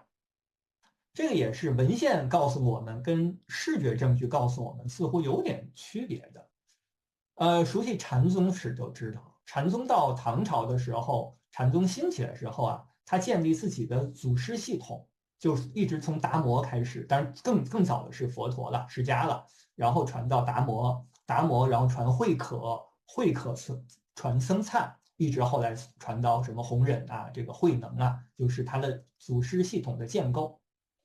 而这个水鱼寺石窟呢，这个窟门两侧呀有供养像，前面引导的各是一位高僧，其中有一面就是他题记就是比丘僧璨供养佛供养佛石，就这几个字啊。北京大学的李崇峰老师比较早的把这个僧璨比定成了禅宗史讲的那个三祖僧璨。后来的中国社科院的陈苏玉老师呢，进一步的写篇文章发展这个观点。他的一个主要的看法呢，就是这个我们今天关于僧璨的知识，更多的是唐朝之后禅宗兴起来之后对僧璨的文本建构啊。那么，而我们回归到了邺城地区的僧璨，僧璨是邺城这边的一个高僧啊，他确实是慧可的弟子，主要生活在邺城一带。那么，唯一的一个视觉证据就在水鱼寺石窟，这所体现出来的，并不像我们后来看到的禅宗祖师像里面的僧璨，在深山里面明心见性，主要是个人修行的那种僧人的形象，而是一个社会性很好的僧人。在这个佛教的这个义社团体里面是一个引导僧啊，后面也有比丘，也有一些世俗人物，就是他是一个好像他们的这个佛教义社团体的领袖吧，跟这个文本上告诉的僧璨不太一样啊。再说一点，就是邺城地区的佛教美术，特别是南响堂石窟的，告诉我们啊，净土信仰在北朝晚期的时候大大抬头了。这个如果说比如云冈石窟，它的主导思想是法华思想的话，那么发展到了北朝晚期，发展到了邺城地区，华严思想抬头，这个可能更多在刻经里面表现出来。另外，从造像上面，净土思想抬头。比如说，这个是南响堂第一窟保存在石窟里面的西方净土变，这个是中国现存最早的西方净土变之一，非常重要啊。后来真正到唐朝，这个变相才真正的蔚为大观啊。然后北朝的例子很少，南响堂第一窟、第二窟都有。第二窟的这个西方净土变太精美了，后来就流失海外了。今天在美国的 DC， 就是华盛顿 DC 的那个富迪尔塞克勒，今天叫美国国家国立这个亚洲艺术博物馆。那么清华大学的李敬杰教授就明确说，就是这样的净土主题预示着一个以净土信仰为这个主导性信仰的佛教美术时代的到来啊。那个真正到来是到了唐朝吧，而这个是他最早的作例啊，在南响堂石窟流行，所以这个也都是视觉证据告诉我们的啊，也是可以成为研究佛教史的重要的支撑。这个是我想说的第三个方面的意义。第四个方面的意义就是国际化艺术策略。我注意到刚才徐金教授也特别提到了国际化这个词。我自己也喜欢用这个词，因为更早的时候大家一般说北齐啊用胡化这个词。我为什么选择用国际化呢？因为胡化感觉更多的都是或者少数民族的，或者是外来的，就是把中国本土，甚至特别是把汉系统的给排除掉了。但是我觉得它并没有特别排除到哪一类。这个我们就以几个例子为一个引子吧，帮助大家理解像唐山石窟的从文化上的多元性。第一个例子呢是纹样。这个如果大家看大佛洞的佛陀的头光的纹样里面充满了比如说忍冬纹呐，还有这个莲花纹呐。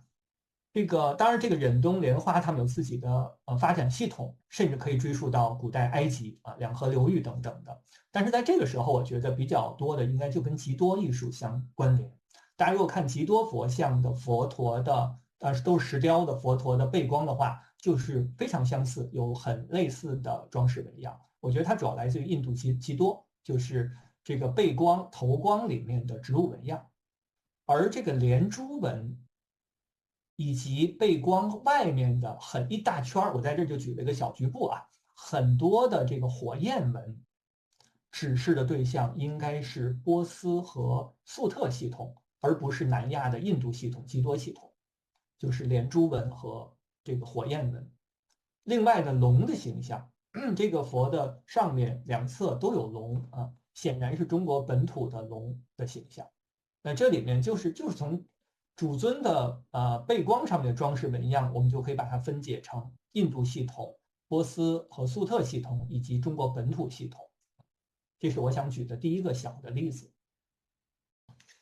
关于这个它的塔形龛外面的装饰纹样，更多的跟中亚建筑相联系。刚才徐老师也有说，我在这儿就不特别的指出了。另外一个就是建筑，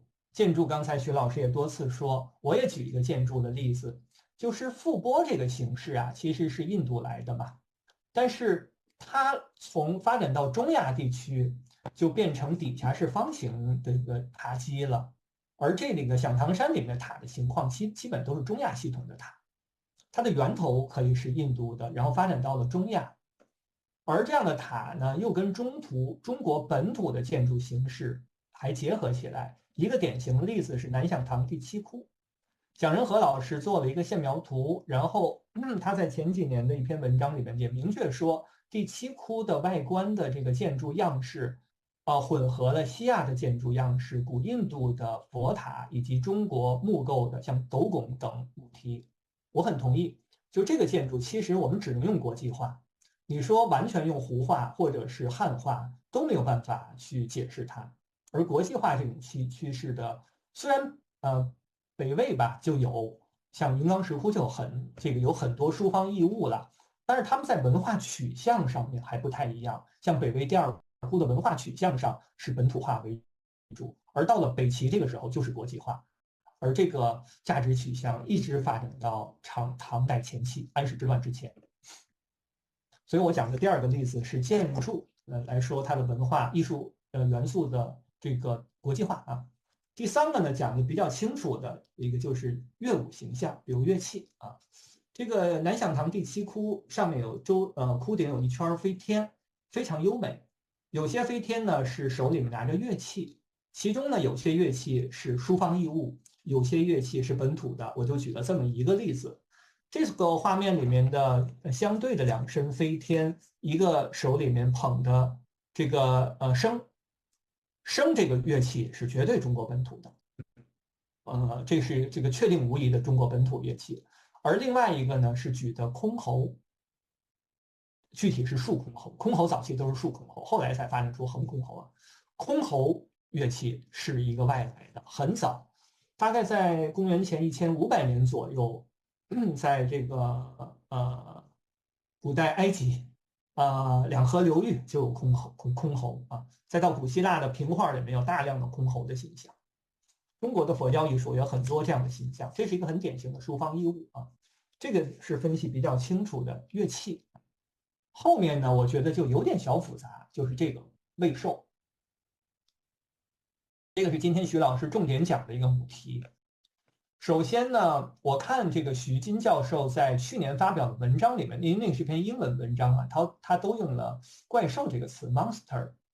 然后今天的这个讲座呢，他是用了魏寿这个词。首先，魏寿这个词呢，应该是常广闵雄先生在解释这批东西的时候找古籍的词对出来的啊，后来普遍被用了。但是大家普遍用这个词，但是魏寿的来源究竟是本土的还是外来的，还是怎么混合、怎么样混合的，有好多派说法。我觉得这个还是一个有待考虑的问题。那个我自己的过去写的一篇文章呢，首先我同意它是多元的来源，然后它的主要来源，我先把魏寿分成2类啊，一个是这个洞窟外部的那个隐秘空间以外的，就今天我们上面左侧这2个，还有一个呢就是今天徐老师主要对的这批魏寿啊。我今天讲的其实是针对于右侧的这2个，这2批东西。即便我们都叫魏寿，他们是否完全可以划等号，我觉得还有讨论的空间。这个，但反正总之，我只针对于右边的这2个来讲的。过去呢，我写过一篇文章讨论，当然那篇文章是写永乐宫的这个托举的立式的形象来源啊。我认为它的这个身躯的来源主要是来自于犍陀罗佛塔里面的这种托举立式，而这种托举立式呢，又有2个来源。一个来源是阿特拉斯，今天徐老师也说到了，就是地中海系统的希腊罗马都流行的。阿特拉斯本来是一个神，坦特族的，后来呢，这个到了古罗马以及这个中亚的佛塔上面，阿特拉斯就变成 S 了，就是他是一类人了，有点像群众演员了。原来是身份独特的一个神，后来变成一排都可以是他了，就变成群众演员了，身份模糊化了。这是一种形象来源，来自于地中海世界，然后又有变体。第2个形象来源呢，就是印度的药叉，或者翻译成夜叉，它这种低等级的身份的这个神，通常是个侏儒形态，然后经常坐在或者蹲在地上。其实原来的单纯的这个托举者的阿特拉斯并不是完全这样，所以它主要是阿特拉斯的形象，次要的还吸收了一些这个来自于南印的药叉神的形象，这个是我以前的一个主要观点。然后我看这种神呢传到比如敦煌吧，敦煌一般不把这类形象命名为魏寿，它有2个名字，有时候交替用的，一个名字是立式，这个名字让我们想起托举者阿特拉斯的这个加 S， 就是身份的这个群众演员化立式啊。但是他是托举或者扛着。还有一种形象呢，有的时候会出现半人半兽的形象，侏儒，也不有的时候这类形象不托举，这类形象一般他们叫夜叉或者药叉，他们是混合在一起的，很难分辨所以在敦煌艺术里面，药叉或者夜叉啊和这个立式交替使用来解释北魏洞窟最下层的这类低层神奇的形象。那我觉得它的功能其实和刚才徐老师讲的是一致的。关于它的定名、它的源头，就是我同意多元化，但是它的本土源头是怎样的，我觉得还有在讨论的空间。这个讨论空间是我没完全想清楚的，所以我可以把这个问题抛出来看看，或者徐老师或者其他这个听众要有想法可以教我。我当时写永乐宫那篇文章啊，想了还有一个点，后来这个就没写，就是獠牙长出来的獠牙。这个中国早期的艺术形象里面就有獠牙。刚才徐老师讲的是一个兽面也是有獠牙的，獠牙有的时候往下长，有的时候往上长啊。这个佛教系统跟中国本土还没有关系，没有传到中国的夜叉形象也往往有獠牙，比如这獠牙是往上长的。这个是阿富汗哈达地区出土的，那个佛塔有好多这个夜叉的形象，我只取了几个。然后法国探险队在33年的时候出版一本图录，大概有个20个左右吧，我只取了这么一个小的图片普遍是有牙的啊。所以我觉得，即便这个形象从造型的角度更像中国本土，包括耳朵啊、头发、面部啊，我觉得跟汉代有些时刻像这个耳朵都很类似，但是从风格上，它更多的是中国风格面部。但是这个獠牙的形象，尽管中国本土也有，外来系统也有，但是如果它的整个身体我们都和阿特拉斯以及药叉联系起来的话，这个獠牙是否可以考虑它的来源更多的是个外来系统的？这个问题对于我是个困扰，我倾向于这个看法，但是没有特别明确的一定的看法，所以当时写那篇文章我没有特别讨论这个小细节。其实佛教艺术很多药叉都是这样的，比如说挺有名的一个于田壁画，好多出版物都把它写成就是打马沟的一个壁画男神，好多这个图录里面都写毗沙门，因为毗沙门信仰在于田地区很流行啊。但是另外一些学者指出来，它应该不是毗沙门，是散枝夜叉，原因就是它有獠牙啊。所以这个细节虽然小，但有的时候还蛮重要的。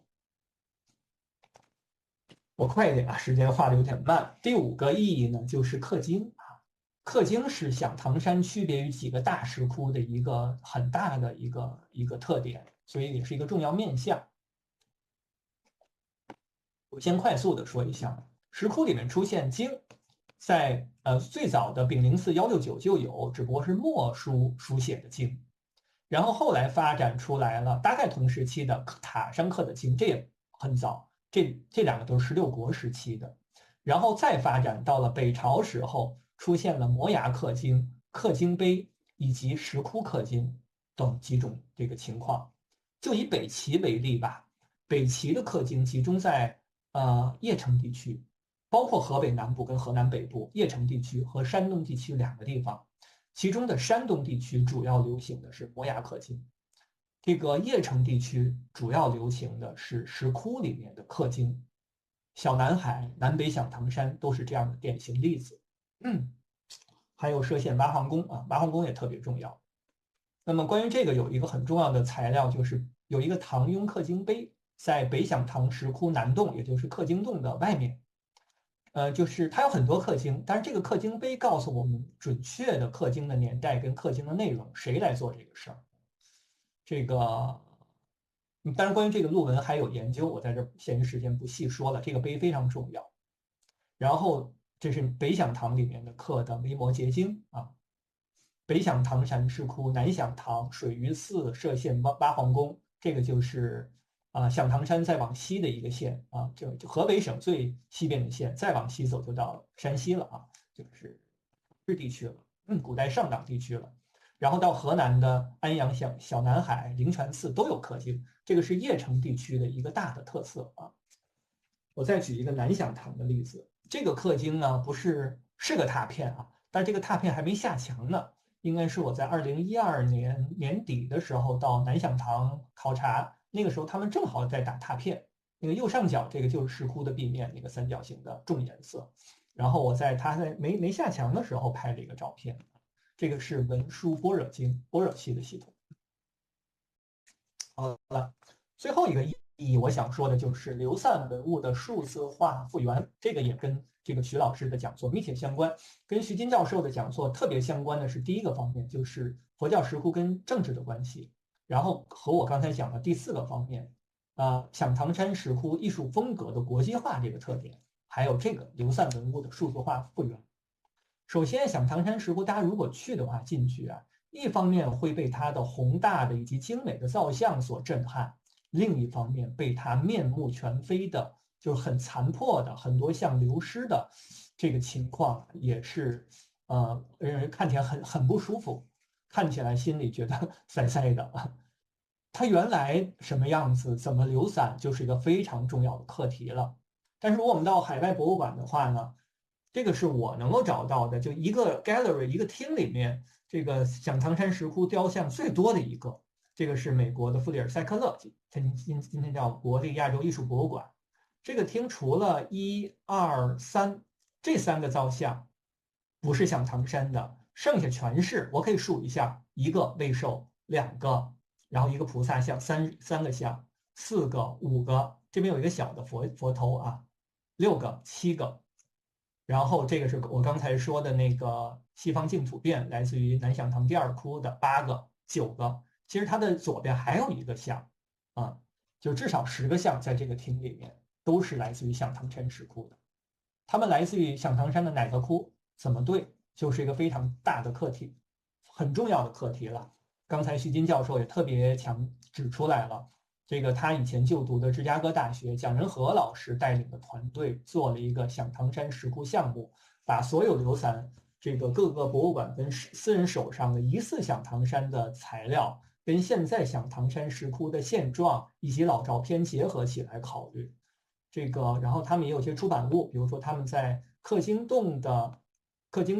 这个考古报告里面，就把克京洞，就是我刚才就这个洞，它3面开龛造像啊，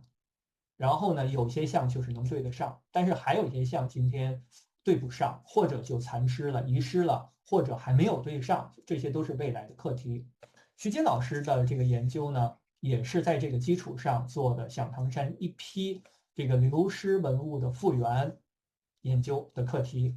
然后呢，他的那个研究成果去年发表之后，刚才他也提到，克利夫兰艺术博物馆大概在24年9月份吧，就几个月前办了一个中国艺术中的鬼神与妖怪的，这是他们的这个标准汉译啊，这么一个展览。然后在这个展览里面呢，我看了这个他们的策展人史明礼的一篇文章，用中文的文章，就明确把这个徐老师的研究成果就列在这儿了啊。他认为他的原位是什么样子，它的最初的功能，包括定名等等，就用刚才徐金教授的研究成果。我觉得类似的其他还没有完成的课题还有，希望未来徐金老师能够带着他的学生们在这方面有更多的贡献。好了，以上就是我的一个简单的回应以及我对响堂山石窟的学习心得吧。谢谢大家。好，谢谢张老师。接下来有请2位老师为我们带来对谈环节。这里有2个问题，请2位老师为我们简单的解答一下。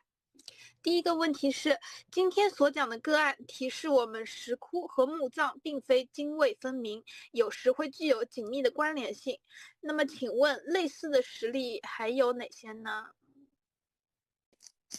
哪位老师啊？首先我感谢一下张建宇教授的非常精彩的、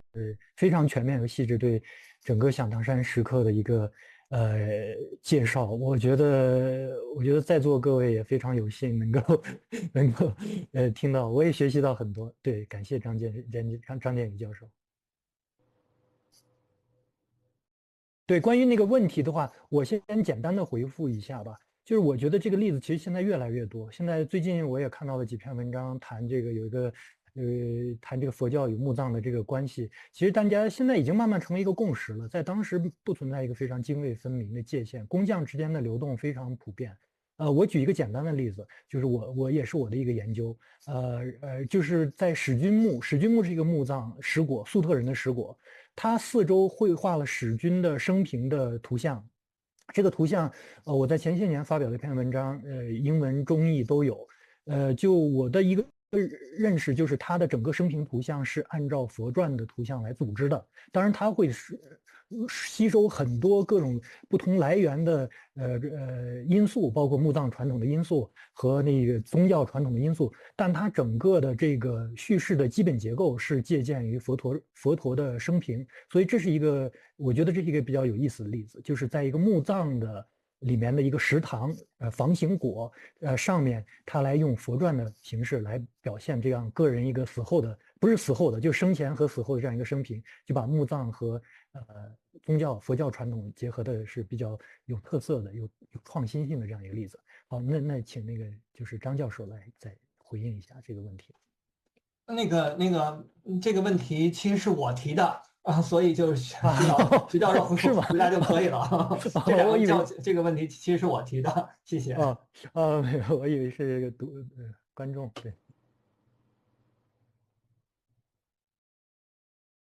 对，我非常同意这个张建宇教授就是提出来这个就是国际化，我觉得确实是就是响堂山这个非常明显的，不可能用胡话来概括，因为那个刻经太漂亮了，那个刻经真是就是我觉得真的是这个中原传统的书法家在跟这些可能西域来的画匠在较劲儿，就是你能雕出来这么漂亮的力士，那我就写出你根本没法理解的之美妙之书法，就他们之间在较劲儿，所以共同形成了北齐这样一个非常精彩的艺术局面吧。好，那谢谢徐老师的解答。那么我们看一下第二个问题，对于响堂山石窟以及流失海外的响堂山艺术品，目前还有哪些学术课题需要解决呢？哪位老师来解答一下？这个问题应该是张建宇教授来回答。对，这个问题也是我提的，所以徐老师回答。好吧，我觉得你是专家，你怎么？对我是其实这个我是有点，我再说一下，其实我是有点班门弄斧，因为真正的响堂山专家是张建宇教授，就是包括蒋仁和老师，他们是这个方面的专家，他们对响堂山石刻做了非常全面、深入的梳理。就为什么我就突然冒出来写这么篇小文章呢？就我一个原因，就是因为我是进士楼台先得月嘛。所以这个时刻离我这么近，我没事就看的，没事琢磨，所以琢磨出来这样一些问题。所以我的文章也是一篇很小的文章，就是那个 orientation 上面，那就是一个提出了一些这样的问题和提出了一些看法。那说具体深入的研究，我也是应该也是外行。就是说关于今后响堂山的一个发展的一个我的想法，我觉得就是。确实是这个，刚才张建宇教授也提到了，我觉得这个石刻的石材确实很有意思，这是一个非常有意思的题目。就是响堂山它的那个石料，我觉得可能是比龙门的还要有一些特色，因为它那个当时当地的把这个石刻有一种名称叫做鱼子石，是吧？我好像发现那个响堂山很多它的那个响堂山的那个石刻好像就是这种鱼子石。就如果你在上面，就是如果这些石刻啊，你要不停的去摸它，就是形成了一种包浆，你会看出来那种非常有光泽的像我可以说像玉一样的这种一种质感。所以我觉得整个北齐它对石质的理解也有推进，就是它对石质的要求更高了，比北魏和之前要求更高了。所以在北齐时代出现了大量各种各样不同的石材，包括这个。汉白玉，包括这种花斑石，包括黄花玉这些。所以说，在我们看的时候，我们看这石刻的时候，我们总是从图像角度来考虑，但实际上对当事人来讲，他对材质也非常关注。所以我觉得技术材质这是可能今后的一个发展方向吧，我觉得可以还有很大的空间来讨论。因为图像这方面，我觉得像张建宇教授的介绍已经显示了，这个真的是从20世纪初日本学者开始，就是做了非常全面和深入的研究。如果在这个方向再有推进的话，可能如果没有再更多的新的材料，可能有大的突破也是好像我感觉好像也比较困难。还有一个方面，当然就是也是张建宇教授提到的，就是这个墓葬，现在墓葬材料越来越多，所以在这两方面，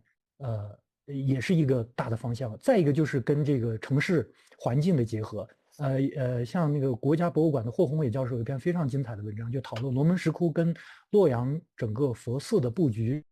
和当时的城市佛教空间的一个互动。那我觉得这个响堂山石窟跟它磁县墓葬群，跟当时现在的邺城现在出土了非常多的石刻材料，新的石刻材料，这三者之间会形成一个什么样的一个关系？其实我有个学生对这个方面非常有兴趣，在做这个整个邺城的它的一个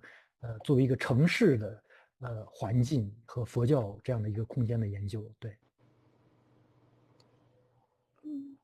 张老师还有什么需要补充的吗？谢谢啊。我觉得他这个徐老师说的特别全面了啊。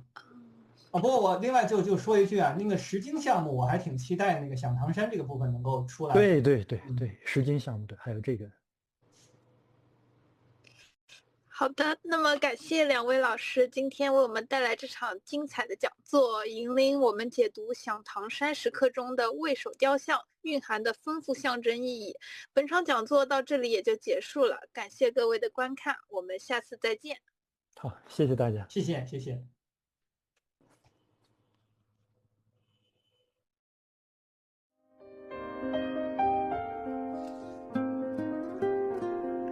两位老师辛苦了。好，谢谢，再见。好，再见，可以休息了。